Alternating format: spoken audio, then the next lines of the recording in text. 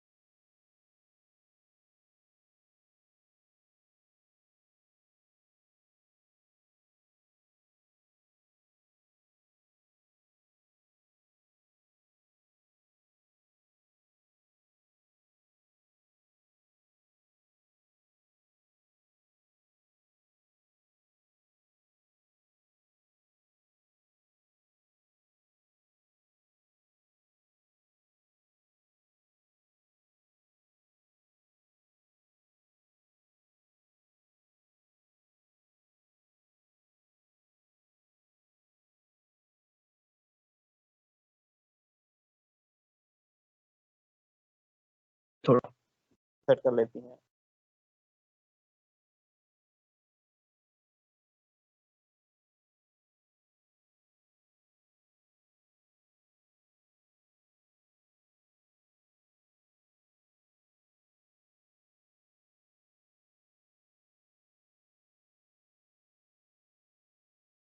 अस्सलाम वालेकुम सर, अगर मैम नगीना नहीं है तो मैं लेक्चर ले लूं?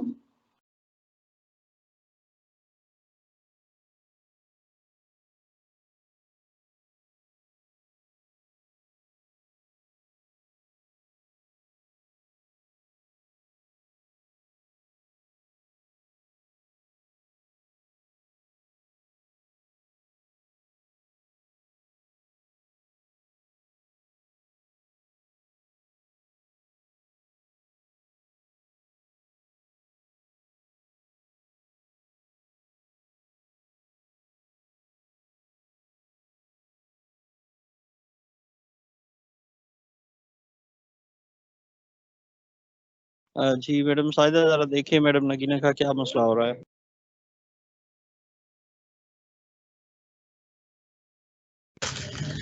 जी सर, मैं कॉल करती हूँ उन्हें।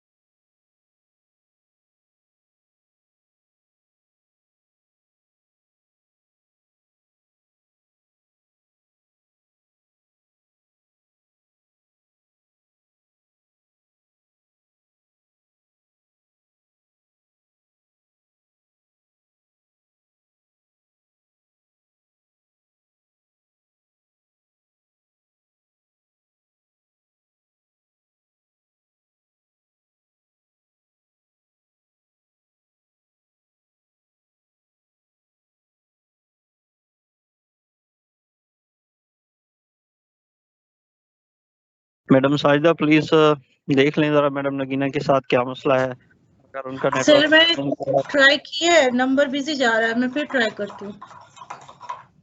चलें फिर मैडम किरण, अगर आप हमारे साथ हैं तो पहला सेशन आप ले लें, सेकंड वो ज्वाइन कर लेंगी if you are ready. Okay sir, मैं रेडी हूँ वैसे भी। मुझे लगता चलें है जी, नेटवर्क। एक सेकंड। अब मेरी आवाज क्लियर है? मैम किरण, मेरी आवाज आ रही है? जी जी आ रही है, लेकिन अब आपकी आवाज आ रही है। मैम कितनी देर हो गई है मेरी, यानी मुझे बता दीजिएगा किस स्लाइड पे गई है मेरी फाइल। शो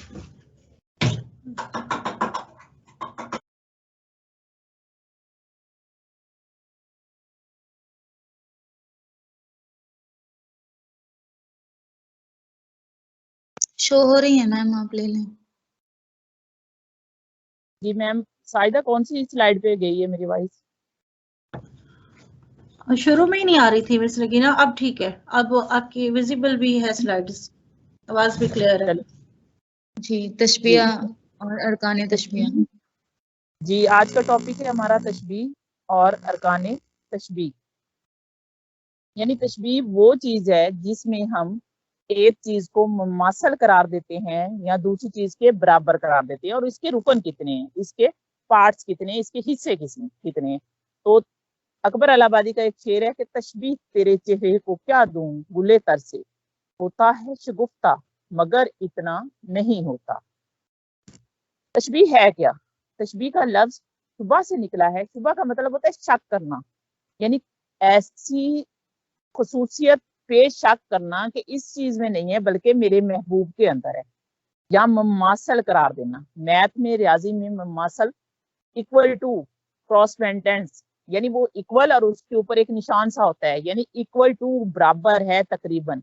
ममासल का मतलब होता है कि तकरीबन तकरीबन बराबर है, यानी सेम टू करार देना। तो तशबीह में हम एक चीज को दूसरी चीज के बराबर करार देते हैं।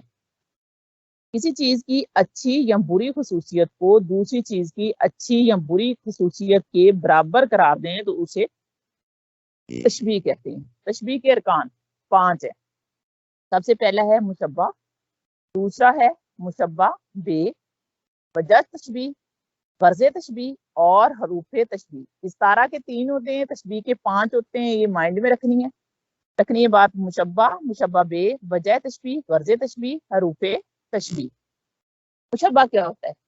जिसको हम तशबीह देते हैं। जैसे मैंने कहा कि बच्चा चांद की तरह खूबसूरत है, तो बच्चा मुशब्बा होगा। चांद जो होगा वो मुशब्बा बे होगा, यानी जिस चीज से हमने तशबीह दी है वो मुशब्बा बे होगा।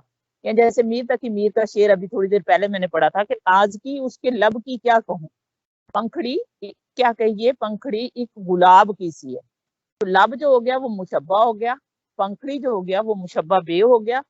वजह, अगला रुकन होगा वजह शुबा, यानी जिस वजह से हमें शक पड़ा है कि ये चीज रिजेंबल है, ये मिलती जुलती है, ये मुमासल है दूसरी चीज के। जैसे बच्चे का कलर फेयर होना, या महबूब के लब की नजाकत या खूबसूरती जो मुमासल है गुलाब की पत्ती से। गर्ज़ तशबीह, जिस मकसद के लिए तशबीह दी। जैसे माँ का मकसद था कि वो अपने बच्चे की खूबसूरती बयान करे, और शायर का मकसद था कि वो अपने महबूब के लब की खूबसूरती बयान करे। 4 रुकन हो गया, मुशब्बा, मुशब्बा बे, वजह शुबा, गर्ज़ तशबीह। और अगला लफ्ज होगा हरफ तशबीह, जिस हरफ से आपने तशबीह दी। जैसे बच्चा चांद की तरह खूबसूरत है, तो की हो गया हरफ तशबीह। इसी तरह नाज की उसके लब की क्या कहिए, पंखड़ी एक गुलाब की सी है, तो सी हो गया हरफ तशबीह। यही शेर आगे मैंने डाला है कि नाज की उसके लब की क्या कहिए, पंखड़ी एक गुलाब की सी है। रिपीट कर देती हूँ कि महबूब के होंठ जो हैं वो हो गए मुशब्बा, पंखड़ी मुशब्बा बे, गर्ज़े यानी क्या कहते हैं तशबीह की वजह जो होगी वो नजाकत बयान करना होगी। गर्ज क्या है कि महबूब की खूबसूरती बयान की जाए, और लफ्ज जो इस्तेमाल किया गया है वो है सी। आया है तू जहां में मिसाले शरार देख, दम दे न जाए हस्ती ना पायदार दे।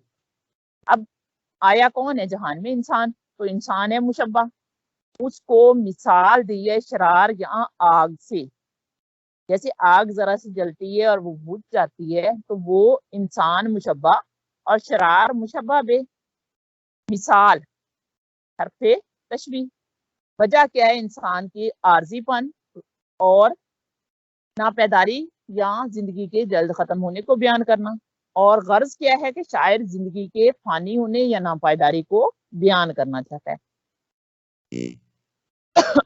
अब अरकान तशबीह एक दफा फिर मैंने एक्सप्लेन कर दिए ताकि आपके माइंड में बैठ जाए।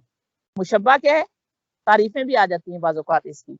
जिस चीज को दूसरी चीज के मानिंद करार दिया जाए वो मुशब्बा होगा।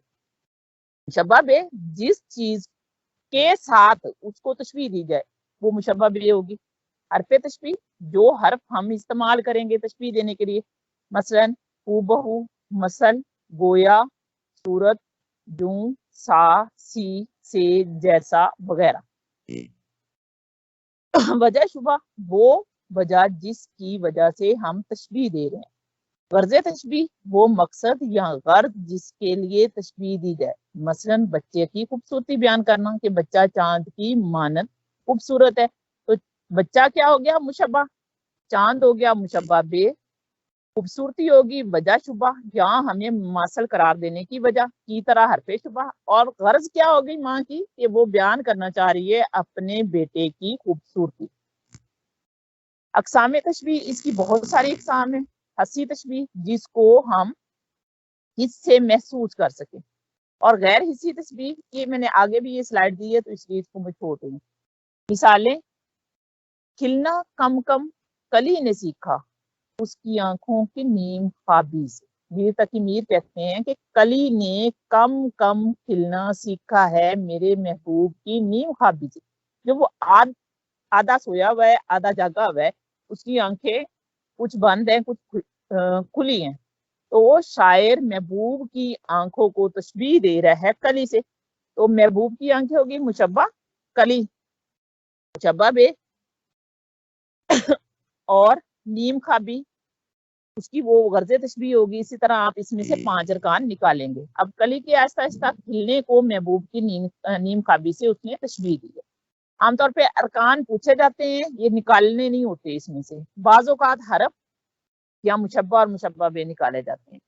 मेरा सीना है मशर आफताबे दाग हिजरा का, तुलूहे सुबह मोशर चाक है मेरे गिरेबां का। अब सीने को तशबीह दी है उसने आफ्ताब से, मशरक से, जो सूरज निकलता है आफ्ताब मशरक से उससे, और सीने की मशरक से भी आफ्ताब निकलता है, यानी गर्मी है किसकी, इश्क की, और वो आफ्ताब जो है वो दाग की सूरत होगा। जब मेरा गिरेबान चाक होगा यानी मेरा कमीज का गिरेबान फटेगा तो तब सुबह होगी, जैसे सूरज की सुबह तुलू होगी। अब तशबीह हसी जो मेरी पहले वाली स्लाइड थोड़ी मिस थी इसलिए मैंने इसे दोबारा ऐड कर दिया था। तशबीह हसी वो है जो हिस्स यानी आपके हवासे खमसा में से किसी हिस्स को मुतासर करे। अब बाज तशबीहें ऐसी होती हैं वो एक से ज्यादा हवास को मुतासर करती हैं, और बाज सिर्फ एक ही हिस्स को, मसलन आपकी देखने की हिस्स को, सुनने की हिस्स को, या आपकी सूंघने की हिस्स को मुतासर करती हैं। तो इनकी ये इकसाम जो है, सबसे पहले है बासरा। बासरा का मतलब होता है आंख से निकला है देखना, यानी सॉरी सुनना।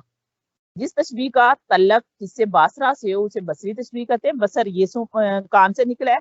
हस्ती अपनी हबाब की सी है, ये नमाइश शराब की सी है। उसके बाद अगली सॉरी ये बासरा आंख का था, अगली तशबीह है इससे समात यानी समय। समय यानी वो समी और बसरी मामूनात से याद कर लें। समय जो सुनने से हमारे कानों को मुतासर करे। तो मिर्जा गालिब की है, पुर हूं मैं शिकवे से युराग सा जैसे बाजा, एक जरा छेड़िए फिर देखिए क्या होता है। अब जिस तशबीह को आप छूने से महसूस करें, जैसे मीर तकी मीर का जो लब की नजाकत अभी मैंने बयान की थी उसको छूने से महसूस होता है, तो वो लम्सी तशबीह होगी, लम्स से। नाज की उसके लब की क्या कहिए, पंखड़ी एक गुलाब की सी है, मीर तकी मीर का है।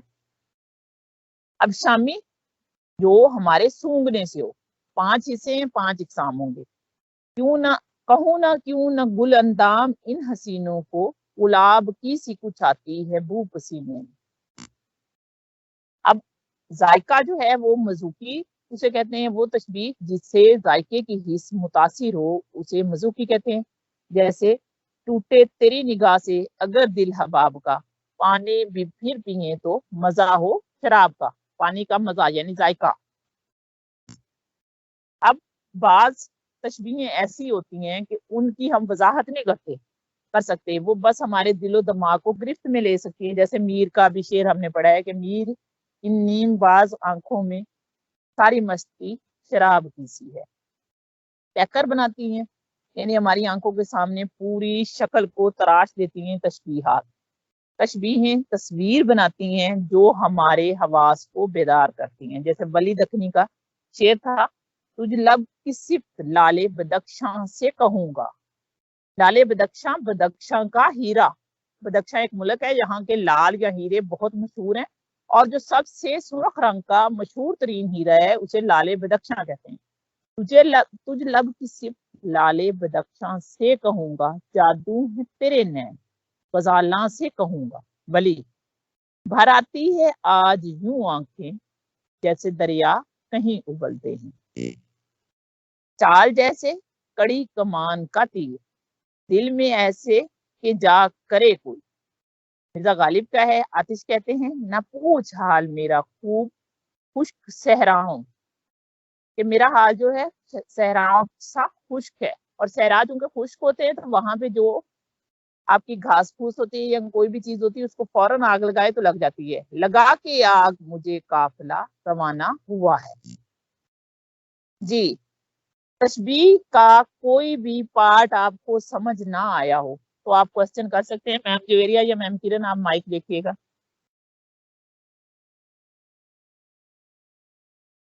तशबीह के बारे में किसी का कोई भी क्वेश्चन हो तो वो कर सकते हैं, उसके बाद हम अगले टॉपिक पे चलते हैं।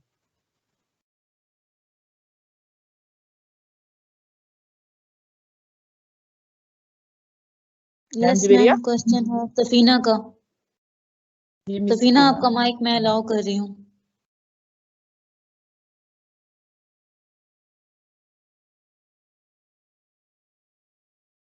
बोलें जी सफीना। आज सॉरी मैम, ग्रामर मैं के थोड़ी दिन, लेट। हेलो जी मैम, मैं सॉरी सुन रही मुझे हूँ। देर हो गई थी, तो मुझे प्लीज बता दें कि स्टार्टिंग कहाँ से हुई है। स्टार्टिंग में मुझे नहीं पता था क्या क्या, तो प्लीज वो बता, रिपीट कर दे। जी स्लाइड भी शेयर कर देती हूँ मैं दोबारा से, नो टेंशन। लेकिन अगर ऑरली कहती हैं तो मैं जी दोबारा जी, से बता थैंक यू देती हूँ। मैम। मैंने आज सबसे पहले मैंने आपको बताया तशबीह का। तो सिंपल तशबीह का मतलब ये होता है कि हमने एक चीज को मुमासल करार देना है, एक चीज को बराबर करार देना है, एक चीज की खूबी को दूसरी चीज की खूबी के साथ मिलाना है। यानी अब एक चीज जहन में रखिएगा, इस्तारा जो होता है वो हकीकी होता है, तशबीह जो होती है मजाजी मानों में इस्तेमाल होती है। यानी हमने कहा कि बच्चा चांद की तरह खूबसूरत है, तो हमने बच्चे की खूबसूरती को मिला दिया चांद की तरह। जैसे हम कहते हैं कि फलां अली जो था शेर की तरह बहादुर था, हमने अली को शेर के साथ उसकी दे दी है तशबीह, तो हमने अली की बहादुरी को शेर के साथ मिला दिया। अब इसके अरकान 5 हैं, मुशब्बा, मुशब्बा बे, वजह तशबीह, गर्ज तशबीह और हरूफ तशबीह। मुशब्बा जिसे हमने तशबीह देनी है, जैसे अली, बच्चा, गुलाब, मेरा महबूब, जो भी आपने जिसको तशबीह देनी है वो हो गया मुशब्बा। जिसके साथ तशबीह देनी है वो हो गया मुशब्बा बे। अब वजह तशबीह किस वजह से देना चाह रहे हो, उसमें बहादुरी बयान करना है, उसमें नजाकत बयान करना है, उसमें खूबसूरती बयान करनी है।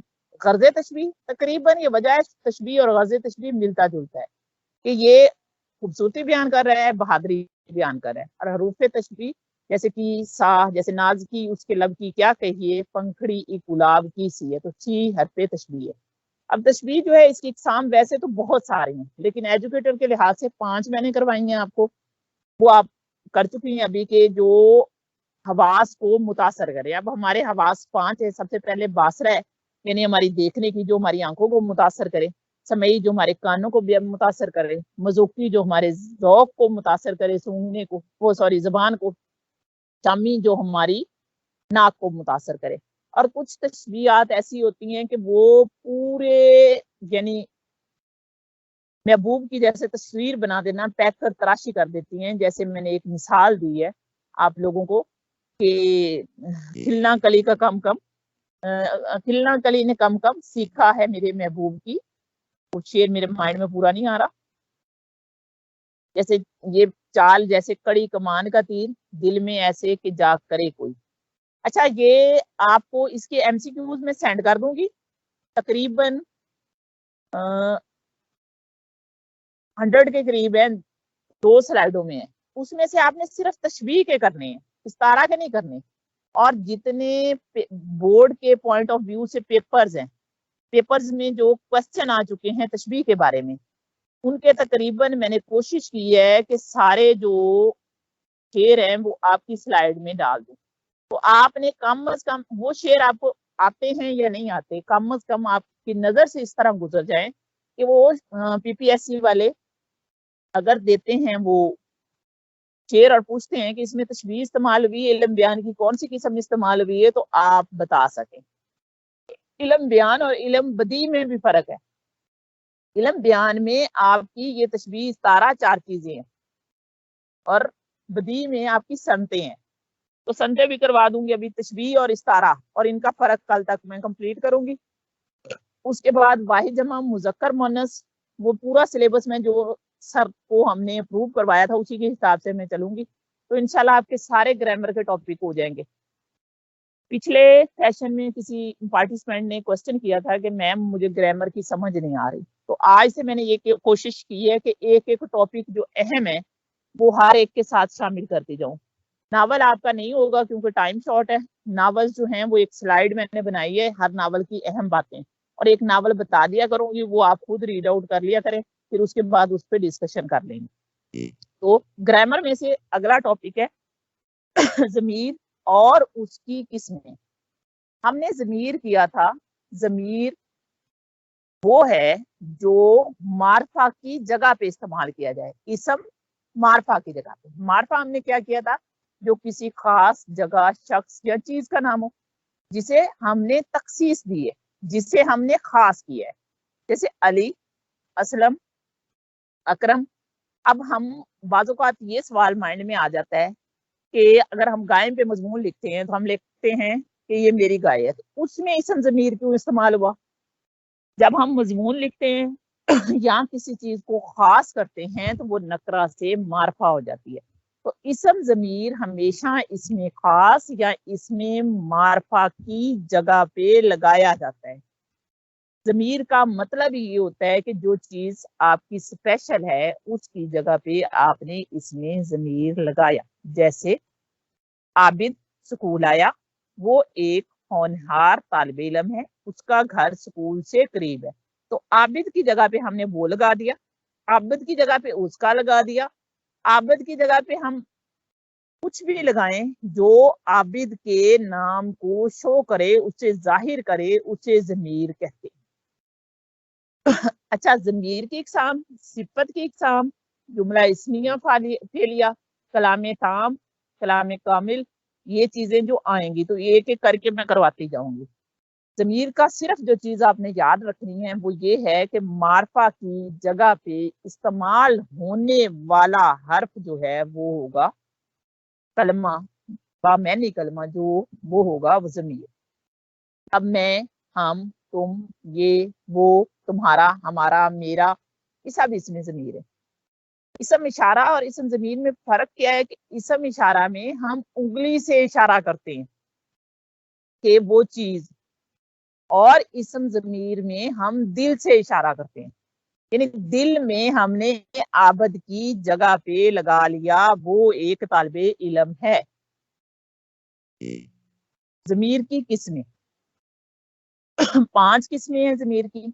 ज़मीर शख्सी, ज़मीर मौसूला, ज़मीर इस्तिफ़हामिया, ज़मीर तनकीर और ज़मीर इशारा। माइंड में रखिएगा, इसम नकरा की भी 5 किस्में, इसम अलम की भी 5 किस्में, इसम ज़मीर की भी 5 किस्में हैं। इसम नकरा की 7 किस्में, ज़मीर शख्सी, ज़मीर मसूला, ज़मीर इस्तिफ़हामिया, ज़मीर तनकीरी और या ज़मीर तनकीर और ज़मीर इशारा। मुझे टाइम लगा तो इंशाल्लाह मैं आप लोगों को इसका फ्लो चार्ट भी बना के सेंड कर दूंगी कि आपको देखते ही पता चल जाएगा कि किसकी कितनी किस्में हैं। ज़मीर शख्सी, शख्स, पर्सनैलिटी, शख्सियत। तो ज़मीर शख्सी से मुराद आप हैं, यानी वो फर्द खुद हो जाए या कोई और फर्द हो, यानी किसी भी आदमी के लिए जो आप इस्तेमाल करेंगे उसकी जाती हैसियत में वो होगा ज़मीर शख्सी। इसके इस्तेमाल की 3 सूरतें हैं, पहले भी आपको मैंने बताया था, हाजिर, गायब, मुतकल्लम। First person, second person, third person. हाजिर जो होता है वो फर्स्ट पर्सन होता है इंग्लिश में, जिसे आई बुई कहते हैं, यानी मैं और हम। गायब थर्ड पर्सन यानी यू और सेकंड पर्सन। थर्ड में क्या आ गया आपका, ही शी इट दे, यानी अब आप इसी को सोच लें। ज़मीर हाजिर यानी बात करने वाला, वो मुतकल्लम खुद जो उस टाइम वहां मौजूद हो। इसकी भी दो सूरतें होती हैं, दो सीगे होते हैं। एक होता है वाहिद सीगा और एक होता है जमा सीगा। वाहिद सीगा में हमने एक फर्द को शो करना है और जमा सीगा में हमने ज्यादा को करना है, उसी लफ्ज की जमा हो जाएगी। तो तू इस्तेमाल होता है तो तू का आगे हो गया तुम, दूसरी सूरत इसकी होगी तुझको तुमको, तेरा तुम्हारा, तुझ में तुम में, तुझ से तुम से। ये सारी पांचों की पांचों तू की इकसाम है, उसकी किस्में हैं, उसकी हालतें हैं, और आगे उनकी जमा है ज़मीर हाजिर जो उस टाइम वहां मौजूद हो।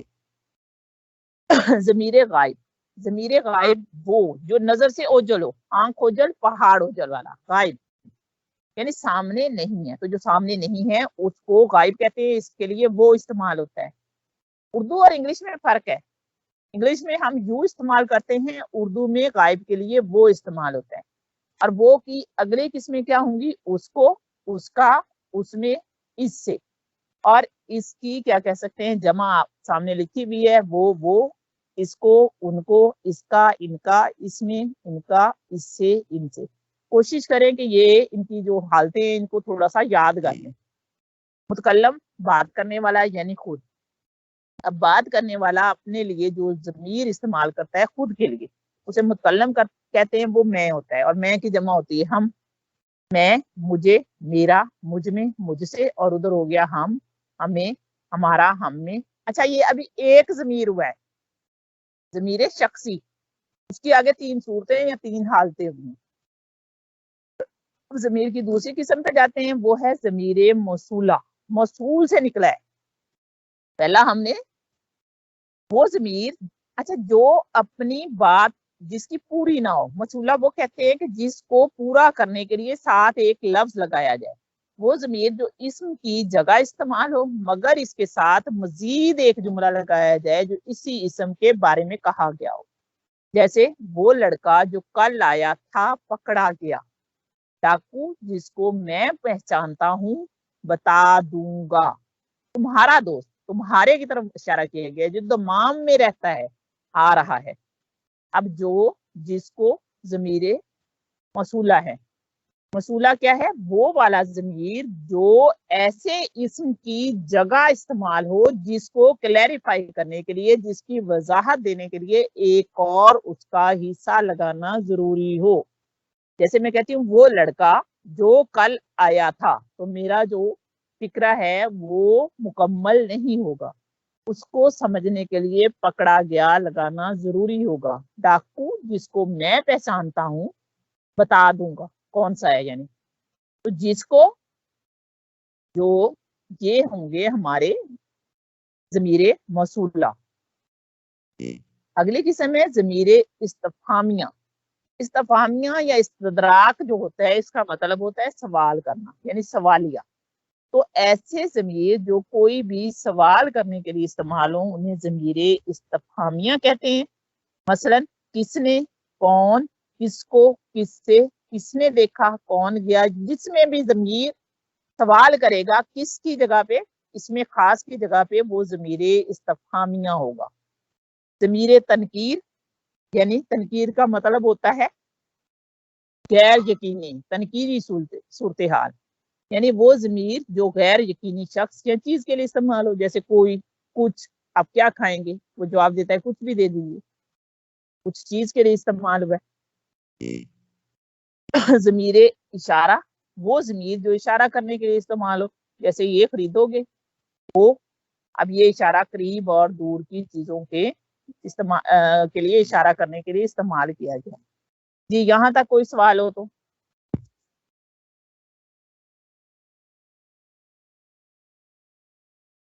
तीस मिनट का आपका लेक्चर था, 32 मिनट्स हो गए हैं। उर्दू का पूरा लेक्चर सुना करें, चाहे आपका सब्जेक्ट उर्दू है चाहे नहीं है, क्योंकि आपके जीके में ऐसे क्वेश्चन आ सकते हैं। जैसे वो उस दिन पेपर शेयर किया था किसी ने, तो वो आप देख लें कि कहाँ से कैसे उठा के सवाल पूछ सकते हैं।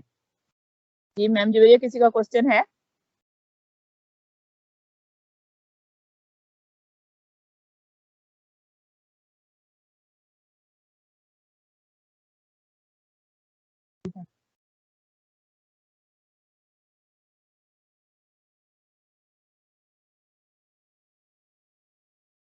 ये किसी का कोई क्वेश्चन है तो बोल सकता है, मैं उसका माइक ऑन कर दूंगी यहाँ तक। अच्छा मुझे ये बता दें, क्वेश्चन नहीं है कि आपकी तशबीह और इसम ज़मीर क्लियर हो गया है या इसके बारे में थोड़ी सी क्लैरिफिकेशन और चाहिए?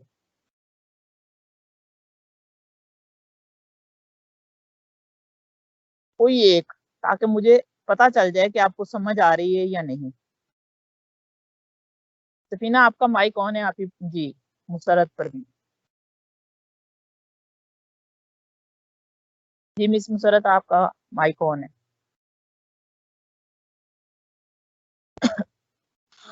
अस्सलाम वालेकुम मैम, आपने बहुत अच्छे तरीके से समझा दिया है, शुक्रिया।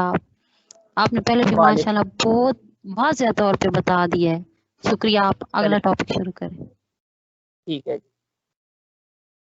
जी, अगला टॉपिक शुरू करते हैं हम। अगला टॉपिक है हमारा उर्फ़े आम में वो शायर जिसके बारे में अक्सरो बेशतर हम सुनते रहते हैं और अक्सर लोग इसको कोट करते हैं। बाज़-औक़ात दूसरों के शेर भी जो हैं इनसे कोट कर दिए जाते हैं। काबे तुम किस मुंह से जाओगे, शर्म तुमको मगर नहीं आती, दिल ही तो है न संगो खश, दर्द से भर आए न क्यों। मिर्ज़ा गालिब। आज का हमारा जो नेक्स्ट टॉपिक है वो मिर्ज़ा गालिब है। अच्छा, मिर्ज़ा गालिब पढ़ाने से पहले मैं एक बात आपको बताना चाह रही हूँ, ये एमए वाले भी सुन लें और बाकी स्किल्स वाले भी सुन लें। मिर्ज़ा गालिब और अल्लामा इकबाल, इनको कवर नहीं कर सकते हम एक या दो लेक्चर्स में। इनकी जो बेसिक हिस्ट्री है वो आपको पता होनी चाहिए। जो मैंने पहले कहा था कि आप कोशिश करें कि पास्ट पेपर्स चाहे वो लेक्चरार के हैं उनको करें, और अपना जो वो पेपर उस दिन शेयर किया था जो मैं कहना चाह रही थी, इसके आंसर मुझे पूछे गए थे कि सर सैयद ने किस रिसाले की तकलीद में लिखा या गांधीनामा किस की थी, तो वो वाले क्वेश्चंस दिए हुए थे आपके 9th और 10th के सिलेबस में से। हमारा क्या कह सकते हैं सबसे बड़ा अलमिया ये है कि हम सिर्फ चैप्टर्स पढ़ लेते हैं, उनकी जो आउटलाइन है उसको नहीं देखते, उसमें बड़ी काम की मालूमात होती है, उसको भी देखा करें। तो मिर्ज़ा गालिब कोशिश करूंगी कि आज आपका क्लियर हो जाए, अल्लाह मदद करे जी। पूछते हैं वो के गालिब कौन है, कोई बतलाओ कि हम बतलाएं क्या। सादत शोरा मिर्ज़ा गालिब कहते हैं, ये ज़रबुल मिसल है इनका शेर, कहते हैं कि गालिब का है अंदाज़े बयां और शहंशाह सुखन इनको कहते हैं मिर्ज़ा गालिब। पैदाइश इनकी कब हुई? 1797 में। 1797 में, इसको याद रखना है आपने 1797 को। और वफात इनकी हुई 1869 को। नजमुद्दौला, दबीरुल मल्क, मिर्जा नौशा, असदुल्ला खान गालिब, बहादुर निजाम जंग, ये जनाब इनके खिताब। 1797 में पैदाइश, 1869 डेथ इनकी। उर्दू जुबान के सबसे बड़े शायरों में से एक समझे जाते हैं। बाज़-औक़ात इंटरव्यू में गालिब और इकबाल का कंपैरिजन करवाया जाता है कि कौन बड़ा शायर है। तो ये भी बता दूं, मेरे ख्याल में गालिब बड़े शायर हैं, इकबाल जो है वो फलसफी थे, उनकी और बहुत सी खुसूसियात हैं। बाकी हर इंसान का अपना ख्याल होता है।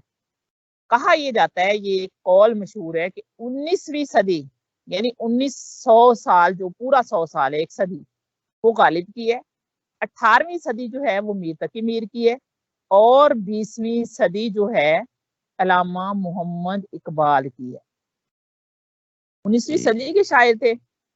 अंदाजा है कि इनकी शायरी जो है वो सिर्फ हुस्न और खूबी की शायरी नहीं है, बल्कि इनका असल कमाल ये है कि वो जिंदगी के हकाइक और इंसानी नफ्सियात जो है उसको ना सिर्फ समझते हैं, एक नफ्सियात दान की तरह दूसरों को भी समझाते हैं।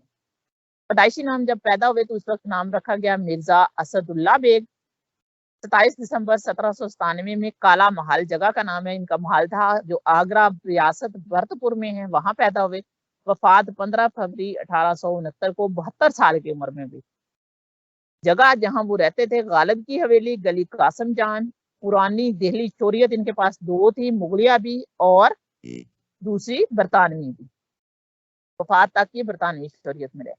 जोजा का नाम अमराव बेगम था, जो इनके साथ 18 अगस्त 1810 से 15 फरवरी 1869 इनकी वफात तक रही। वालिद का नाम मिर्जा अब्दुल्ला बेग था, वालदा का नाम इज्जतुन्निसा बेग था। तलमीज़े खास या इनके शागिर्द जो जिन्होंने नाम कमाया वो थे मौलाना इस्माइल मीरठी, मिर्जा हरगोपाल तख्ता, मुंशी श्योर निरान, नवाब जियाउद्दीन अहमद खान, नैयर ताबा, अल्ताफ हुसैन हाली। पेशा इनका क्या है कि ये शायर भी हैं, नसर निगार भी हैं, मुसन्नफ भी हैं, और गालिब की शायरी से ज्यादा उनकी खतूत नवीसी मशहूर है। इनको उर्दू भी आती थी, फारसी भी आती थी और अरबी भी आती थी। तो परवरिश इनकी किसने की है? इनके चचा नसरुल्लाह बेग ने, और उनकी वफात के बाद जो है गालिब और क्या कहते हैं उनके छोटे भाई मिर्जा यूसुफ अली बेग शामिल थे। और इनका वजीफा मिलता था इनको जो नवाब रियासत फिरोजपुर जरका ने लगवाया था, जिसमें से गालिब का जो वजीफा था वो 10,000 था, बाद में ये 5,000 हो गया। अब जो चीज आपने याद रखनी है, मैंने ऊपर लिखा भी है, रट्टा लगाने का फन।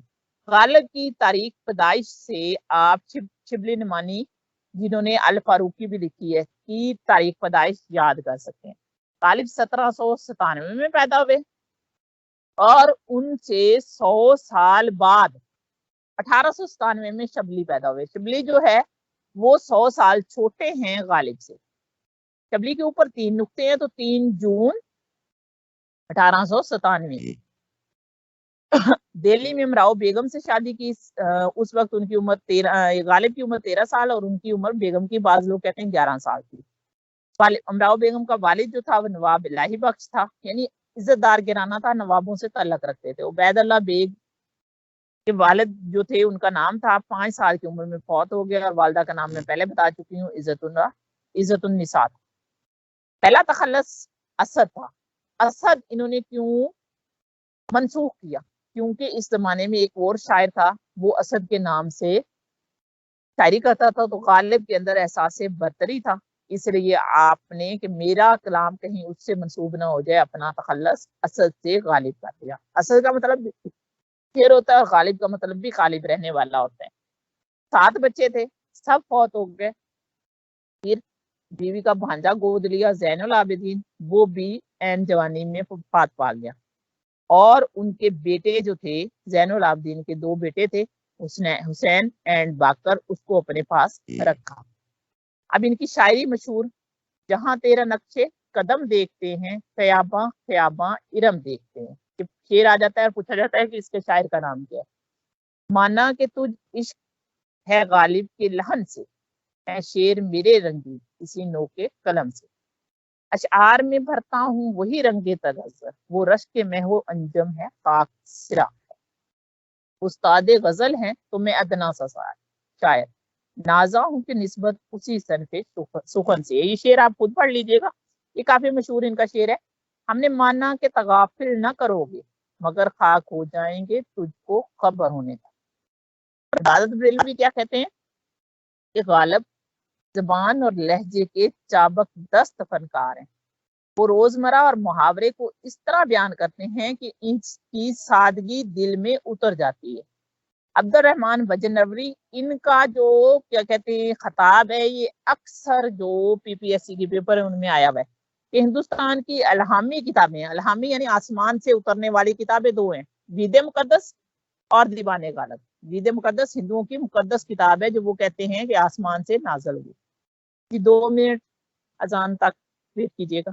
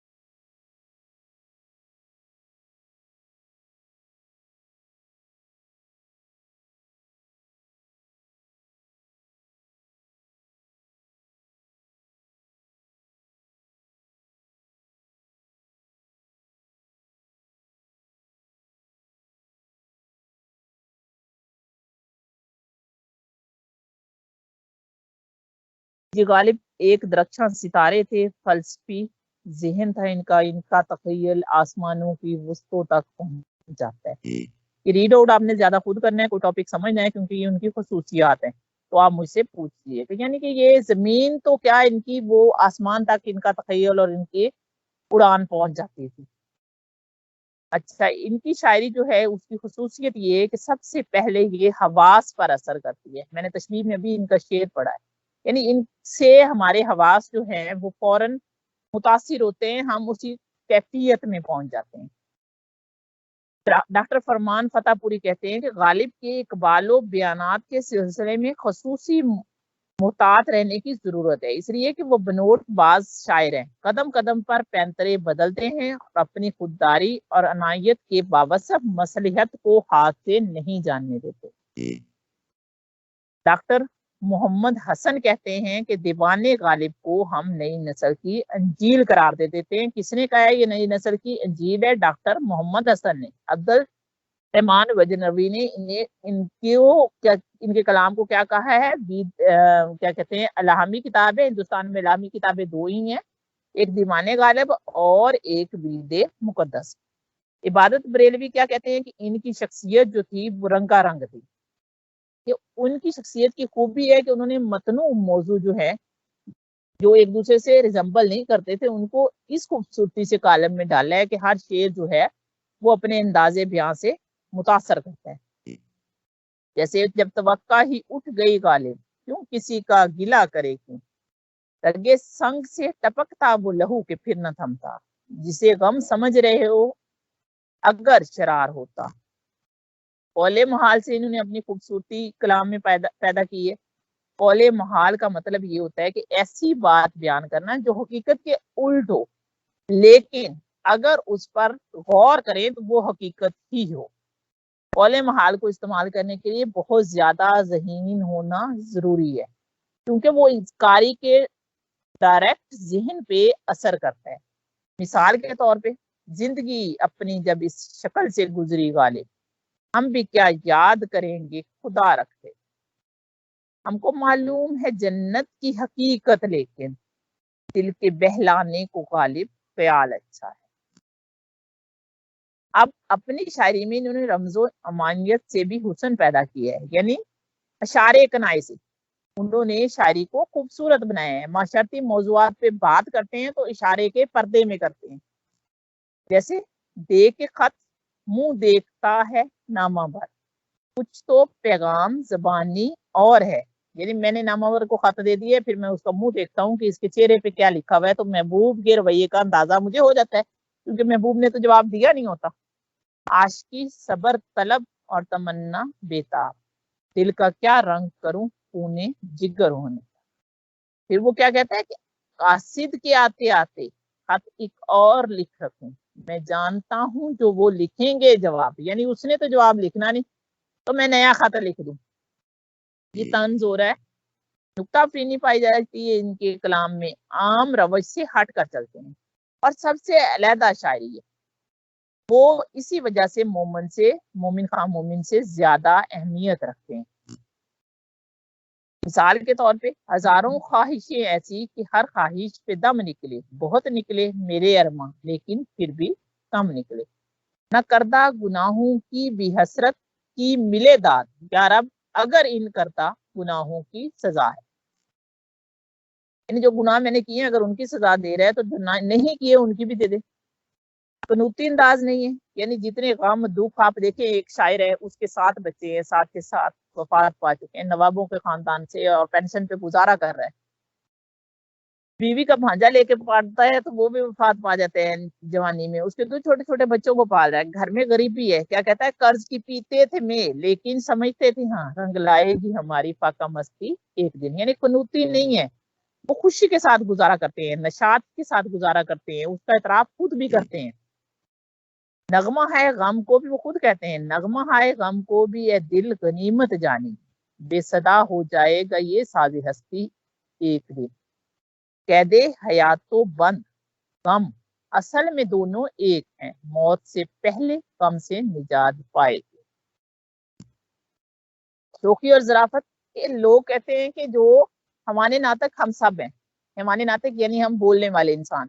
तो गालिब को हैवाने नातक नहीं, हैवाने ज़रीफ कहा जाता है कि ज़राफत करते हैं, यानी मजाक पैदा करते हैं, हंसते हैं और हंसाते जाते हैं। दुख जो है इसको अपने ऊपर सवार नहीं करते। शख्सियत तयदार है। तंजो मजाक के कुछ नमूने इनके इशार हैं। चाहते हैं खूब रवियों को असद, आपकी सूरत तो देखा कीजिए। एक एक शेर में पढ़ूंगी क्योंकि टाइम नहीं है। जिंदा दिली क्या है कि वो जिंदा दिली के साथ कहते हैं कि देखो दर पे रहने को कहा और कह के कैसा फिर गया। यानी महबूब ने कहा कि मेरे घर आओ रहो और फौरन वो फिर गया। इतनी जल्दी फिरा है कि जितने अरसे में मरा लिपटा हुआ बिस्तर खुला। ये तरे तेरे का मुखफ़फ़ है और मरा मेरा ये मेरा, ये पुरानी उर्दू है इसलिए इनमें ये नहीं पढ़ी जाती। पैकर तराशी, ये पैकर तराशी डॉक्टर इबादत ब्रेलवी क्या कहते हैं कि गालिब की शख्सियत में जो पैकर और तस्वीरें मिलती हैं वो उनके सियासी और ज़हनी और तहजीबी और सकाफती दौर की को जाहिर करती हैं। जैसे वो कहते हैं कि हमसे खुल जाओ बेवक्ते मैं परस्ती एक दिन, वरना हम छेड़ेंगे रखकर उज़्र मस्ती एक दिन। उस दौर में लोग जो है जवाल का शिकार थे, यानी शराब पीते थे, मजे करते थे। ये देखिए ये शेर जो मैंने थोड़ी देर पहले पढ़ा था कि कर्ज की पीते थे मैं लेकिन समझते थे हाँ, रंग लाएगी हमारी फाका मस्ती एक दिन। जहां फजा है बादा जिसके हाथ में जाम आ गया, सब लकीरें हाथ की गोया रगे जा हो गई। फारसी जुबान इनको आती थी और पहला दौर इनकी शायरी का काफी मुश्किल था क्योंकि इसमें फारसी की तरकीबें और बंदिशें इस्तेमाल करते थे। जैसे याद तुम्हें हमको भी रंगा रंग बज़म आराइयां, लेकिन अब नक्शो निगार ताके निसा हो गए। अब क्या कहते हैं कि मुश्किल पसंदी शुरू वाले दौर में थी, फिर आहिस्ता आहिस्ता आसान जबान होती गई। जैसे पहला शेर मैंने जो अभी पढ़ा है वो काफी मुश्किल था, बाद में क्या आ गया कि मैंने माना कि कुछ नहीं गालिब, गालिब कुछ नहीं है, मुफ्त हाथ आए तो बुरा क्या है। इसके बाद क्या है कि मौत का एक दिन मुय्यन है, नींद क्यों रात भर नहीं आती। फारसी तरकीब जो है इन्होंने इनके कलाम को निखार दिया है। हमने माना कि तगाफुल ना करोगे लेकिन खाक हो जाएंगे हम तुमको खबर होने का, बनाकर फकीरों का हम भेस गालिब, तमाशाए अहले करम देखते हैं। सौती आहंग है, यानी इनकी आवाज शायरी जो है कानों को भली लगती है, उसमें ना तरन्नुम लय मौसीकियत होती है जो हमारे कानों को महसूस करती है। जैसे तेरी नाजगी से जाना के बंदा था अहद बूदा, इसे तो ना तोड़ सकता था अगर इस्तवार होता। क्या हम कहाँ के दाना थे, इस हुनर में यकता थे, बेसबब हुआ गालिब दुश्मन आसमां अपना। तशबीहात और इस्तारात का इस्तेमाल है, ये आपने खुद पढ़ना है। मैं इसमें से देख लूं कि महबूब की जात जो है उसका सुराग लगाने के लिए सारी खूबियां उसमें वो जमा कर देता है। जैसे सादगी, उसका महबूब जो है वो दराज कद है, दराज जुल्फ है, शोखसंग है, सादा है, प्रकार है कि हर खूबी उसके अंदर है। वो अपने महबूब की शान के कसीदे पढ़ते हैं। जैसे सादगी व पुरकारी, बेखुदी व होशियारी, हुस्न को तगाफुल में जुरत आजमा पाया। चार जैसे कड़ी कमान का तीर, दिल में ऐसे कि जा करे कोई। इस निजाक जी इश्क का पुराना जो अफलातूनी तस्वर है उसको नहीं मानते, बल्कि अगर महबूब इन पे तवज्जो नहीं देता तो ये भी नहीं देते। क्या कहते हैं कि ख्वाहिश को अहमकों ने प्रस्तिश दिया करार, क्या पूजता हूँ उस बुत बेदाद घर को मैं, यानी मैं अपने महबूब को पूजूंगा नहीं। रवायती मस्कीनी नहीं है, बल्कि ये महबूब के सामने उससे लड़ाई भी कर लेते हैं। नाराज महबूब हो गया तो उसको मनाते नहीं, खुद रूठ के बैठ जाते हैं। जैसे कहते हैं कि ले तो लूं सोते में उसके पाँव का बोसा, मगर ऐसी बातों से वो काफर बदगुमा हो जाएगा। इज्जो न्याज से तो वो आया न राह पर, दामन को उसके आज हरीफाना खींच गई।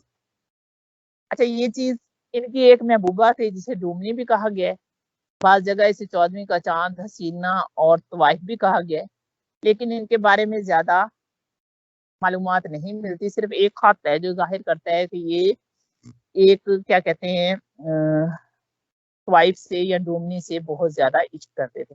मैं चाह रही थी कि 3-4 मिनट बच जाए, तो शुक्र बच गए। आप लोगों के लिए ना मैंने कुछ चीजें बनाई हैं। आई थिंक मैं पहले स्क्रीन ऑफ करके ढूंढ लूँ, 1 मिनट। इतनी देर किसी को गालिब के बारे में कोई क्वेश्चन करना है तो वो कर सकता है। मैं ओपन कर लूँ फिर आपको करवाती हूँ। ये सबसे पहले हम लोग नावल स्टार्ट करेंगे कि नावल जो है वो किसने लिखे, उसके बाद हम शायरी, और उसके बाद हम क्या कहते हैं वो करेंगे जो आपके होते हैं ड्रामे वगैरह अफसाने कि उनमें से कौन सी चीज आ सकती है। जी गालिब के बारे में किसी ने कोई क्वेश्चन करना है तो वो कर ले, टाइम है मेरे पास। फिर मैं आपको कुछ नावल दूंगी जो आपने करने।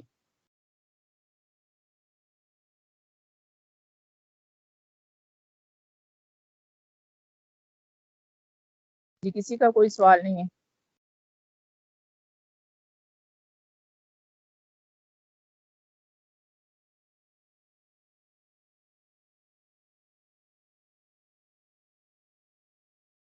जी ये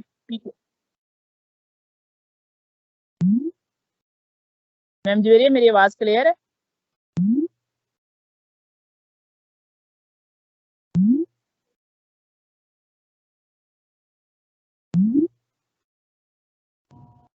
क्लियर है मिस नगीना, आपकी आवाज भी और आपकी स्क्रीन भी विजिबल है, बिल्कुल क्लियर।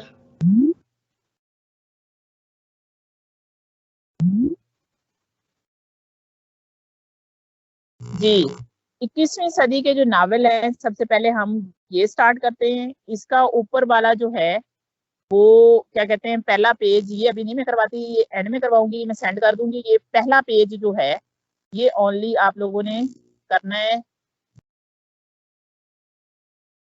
कल के टेस्ट के लिए। तो ये डेली जब भी लेक्चर होगा तो एक पेज में देती जाऊंगी। उमेरा अहमद जो है हमारी बहुत मशहूर नावल निगार हैं, अब इनके बारे में थीसिस लिखे जा रहे हैं। तो अब जो रिसेंटली इंटरव्यू हो रहे हैं उसमें इनके बारे में भी क्वेश्चन किए जाते हैं। कहाँ पैदा हुई? सियालकोट में 10 सितंबर 1976 को। नावल इनके जो कुछ मशहूर हैं पीरे कामल, जिंदगी गुलजार है, मेरी जात, जरा बेनिशा, अमर बैल। उमेरा अहमद वो नावल निगार हैं जिनके ड्रामे जो हैं नावल जो हैं उन पे ड्रामे भी लिखे जा चुके हैं। खालिद जवेद जो हैं वो 9 मार्च 1960 को पैदा हुए हैं और इनके नावल जो हैं वो है मौत की किताब और नेमतनामा। पैगाम आफाकी लिखा है अख्तर हुसैन फरूकी ने। 1956 में मौजा चांप जिला सिवांग बहार में पैदा हुए हैं और 20 अगस्त 2016 में इनकी वफात हुई है इनके मकान पर। मोहम्मद हफीज खान जो हैं वो 1957 बहावलपुर में पैदा हुए हैं। इनका नावल है करकनाथ 2020 में लिखा है। आद अधूरे लोग 2018 में, नवासी 2019 में। इसको तरतीब से कीजिएगा कि अधूरे लोग 218 में, नवासी 2019 में और करकनाथ 2020 में। डॉक्टर अख्तर आजाद इन्होंने लेमिनेटेड गर्ल 2013 में। शमसुर रहमान फरूकी के बारे में बहुत पूछा जाता है। ये 15 जनवरी 1935 को पैदा हुए। कई चांद थे सरे आसमान, तरन्नम रियाज ने लिखा है। बर्फ आशना परिंदे 2002 में। नूरुल हसन ने लिखा है 19 मार्च 1950 को औरंगाबाद। और एवानों के खाबिदा चिराग लिखा है 2013 में। दूसरा लिखा था 2015 में। नूरुल हसन ने चांद हमसे बातें करता है। हाशिम नदीम ने 3 फरवरी 1957 को कोयटा में पैदा हुए हैं। इन्होंने खुदा और मोहब्बत लिखा है जिसका आपका टीवी पे तीसरा सेशन चल रहा है। अब्दुल्ला सलीबे इश्क, मुकद्दस और परिजार ड्रामा भी इन्हीं के नावल पे है हाशिम नदीम की। और बचपन का दिसंबर मोहम्मद हाशम भट्ट जो है आसम भट्ट, ये 9 दिसंबर 1966 को लाहौर में पैदा हुए। दायरा 2001 में लिखा, ना तमाम 2014 में। और अमजद जवेद जो है वो 1965 था 1966। इन्होंने साहिबान सूरज का, इनकी वफात के बारे में थोड़े से शकूक है। ताजमहल, औरत जात, इश्क का कानून, फैज़ इश्क, जब इश्क समंदर ओढ़ लिया, इश्क किसी की जात नहीं, अमृत कौर। ये देखने से मुश्किल लग रहे होंगे लेकिन इसका सिर्फ फर्स्ट पेज दे रही हूँ MA उर्दू वालों को, बाकी लोग चाहे ना करें। और इसमें से मैंने कम से कम 4-5 MCQs देने हैं, और ये लिख लें कि आपको इस स्लाइड में से आएंगे। इसके मैंने 5 पेज बनाए, 21वीं सदी के तमाम नावल इसमें आ जाएंगे। तो आपने पहला पेज छोड़ देना है, ये मैं बाद में करवाऊंगी, और दूसरा पेज आपने करना है। दूसरी बात ये है कि MA वालों के लिए उदास नस्लें नावल में PDF में सेंड कर दूंगी। आप लोगों ने पूरे वीक में उसको पढ़ना है। कल सेंड नहीं करूंगी, आज ही कर दूंगी, ये कल कर दूंगी। अगले यानी जब लेक्चर होगा, कल वाला नहीं, उस लेक्चर में आपसे मैंने पूछना है कि इसमें किरदार कितने हैं, इसका प्लाट कैसा है, कब लिखा, किसने लिखा, उदास नस्लें, पूरा वो मैं बायोडाटा 5-7 शीट्स पे मैंने बना लिया है, वो आपको मैं सेंड कर दूंगी। अब ये जो काम मैंने दिया है, MA उर्दू वालों में से किसी को अगर मुश्किल लग रहा है तो वो बात कर सकता है, या कुछ और पूछना है।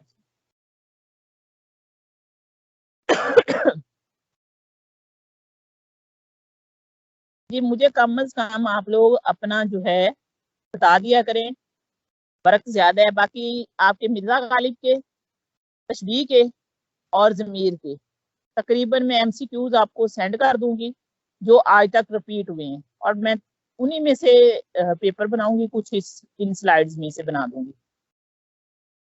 जी मैम किरण आप हैं?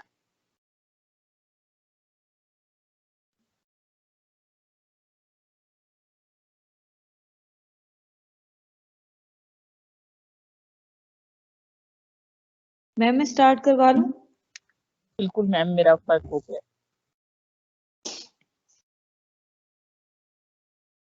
Assalamu alaikum all of you. I hope all of you are fine.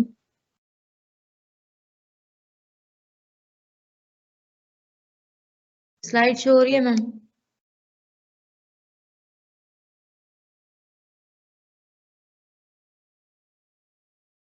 Yes ma'am, होगी ये स्टार्ट।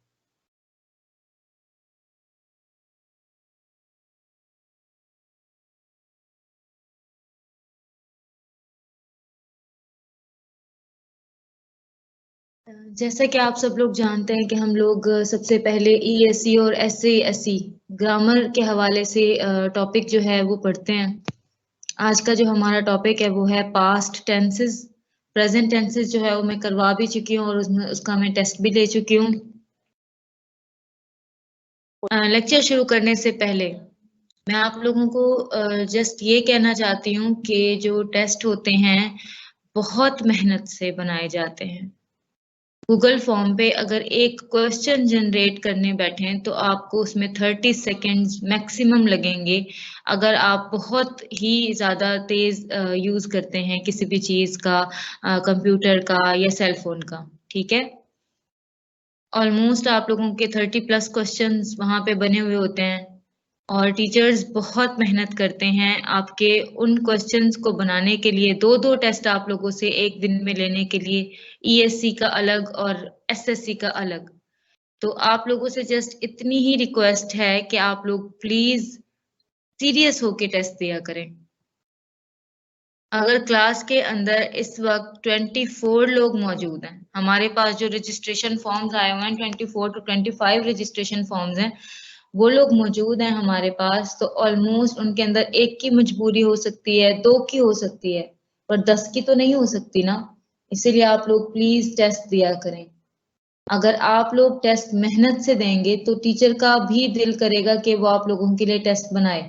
जैसा रिस्पॉन्स दिया जाता है वैसे ही रिस्पॉन्स जो है उसको आगे लेके चला जाता है। इसीलिए मेरी आप सबसे रिक्वेस्ट है, आप लोग टेस्ट अटेम्प्ट किया करें। कल का जो पास्ट टेंसेस का टेस्ट होगा उसको बहुत अच्छे से अटेम्प्ट करने की कोशिश कीजिएगा। It's my request. I hope आप सब लोग बहुत अच्छे हैं, मास्टर्स से रिलेटेड हैं, कोई तो MPhil भी कर रहा है, तो वो इस बात को अच्छे से जानता होगा कि जो ये इम्प्रेशंस होते हैं, चाहे वो फर्स्ट हो, सेकंड हो, थर्ड हो, वो एक टीचर के ऊपर जरूर इम्पैक्ट डालते हैं। ठीक है, अब हम लोग अपना टॉपिक स्टार्ट करते हैं आज का, दैट इज पास्ट टेंस। ठीक है, हम लोग पास्ट टेंस के बारे में पढ़ेंगे। Past simple, past continuous, past perfect, past perfect continuous, इनका यूज कैसे यूज्ड टू में और वुड में, और अनरियल पास्ट क्या होता है आज हम उसके बारे में भी पढ़ेंगे। सबसे पहले हम लोग पढ़ते हैं जी पास्ट सिंपल टेंस के बारे में। तो यहाँ पे अगर पास्ट सिंपल टेंस की फॉर्मेशन की बात की जाए तो उसमें सब्जेक्ट होता है, वर्ब की सेकेंड फॉर्म यूज होती है, second form past form use होती है वहां पे, ठीक है। हमारा सब्जेक्ट होता है, सब्जेक्ट के बाद वर्ब की सेकेंड फॉर्म यूज होती है और बाद में हमारा कोई भी ऑब्जेक्ट और ऑब्जेक्ट के साथ एक्सटेंशन यूज होती है, ठीक है। जैसे यहाँ पे है he met his friend last year, ठीक है। तो यहाँ पे जो मेट है हमारी वो क्या है जी, वर्ब की सेकेंड फॉर्म है, ओके। अगर इसी का ही हम लोग नेगेटिव बनाने की कोशिश करेंगे तो इसमें क्या होगा, डिड के साथ नॉट यूज हो जाएगा, ठीक है। सब्जेक्ट है, सब्जेक्ट में डिड है, डिड के साथ नॉट है, लेकिन इसमें वर्ब जो है वो क्या हमारा यूज होगा, इसमें वर्ब जो है उसमें ईडी फॉर्म यूज हो जाएगी, ठीक है। She did not work yesterday।